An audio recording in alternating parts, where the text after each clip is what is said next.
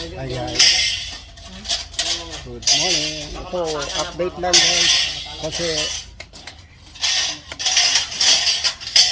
gagawin na yung ating kisame ngayon. So, ito. Ayan guys, yung kisame, lalagyan natin na yung ano ba tawag to? PVC panel, sir. PVC panel. Yun. Lalagyan na tayo ng PVC panel dito para nakaangat doon sa ceiling. So, tamang-tama yung mga ilaw natin. May allowance na wire yan. So, very good.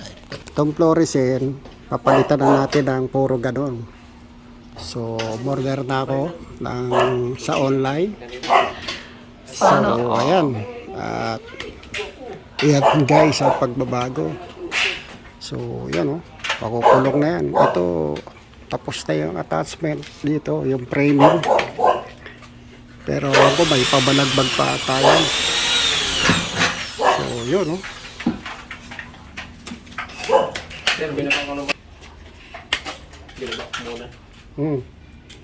Ito yung mga ginagamit nila sa pamprint, sa mga paring, metal paring. So, ayan. So, itong mga nakasabit ko yan, tanggal na yan. Yung ating mga fern plants. So, ito yung gamitin natin. Yun, oh.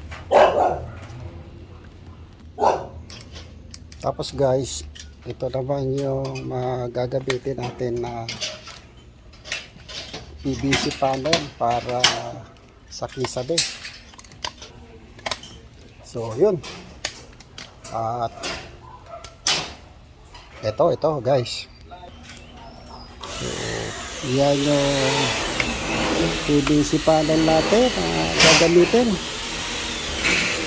Yan, yung PVC panel. So, ito yung kulay. Beautiful. Kasi ito yung sa corner, oh. Pang clip.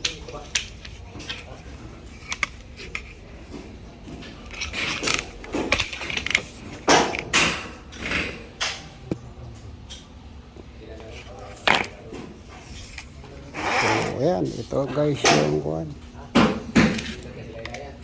Gagawin na natin. Medyo malapad siya. Ayan o. Isang tangkal din siguro to.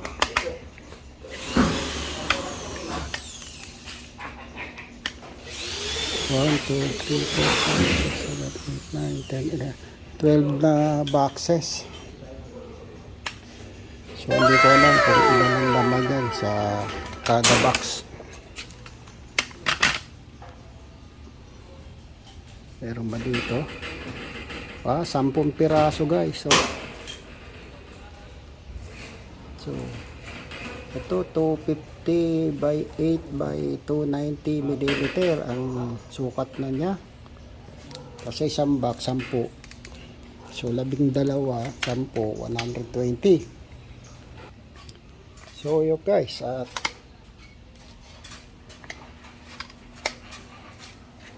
ito ngayon yung improvement. Tama-tama pala yung paglatag ko ng wiring dito. Nasakto sa pagpapagawa dito sa aming kisame dito sa terrace. So yung mga ceiling fan, tanggal na yan guys. Kasi hindi pa pwedeng ikabit yan dahil mababa na. Dahil kita nyo yung level, oh. Yun ay level na lang guys itong kisame, oh.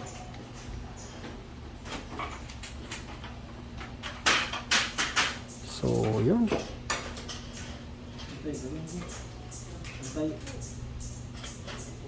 Ayan guys.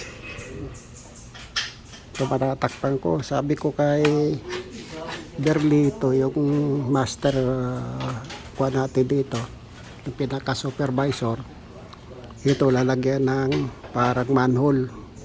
Kasi ito guys, yung distribution natin ng kuryente para dito sa itaas ng ating garahe dito magagaling. Kaya nakaabang yan, eh. So, aangat doon sa taas. So, bahala na kasi mataas. Hindi ko pa alam kung kailan darating yung ating scaffolding. So, yun.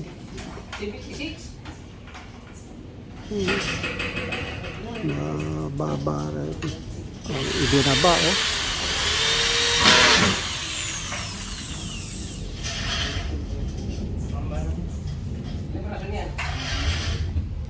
So, ayun lang guys. At pagpe-framing pa lang sila.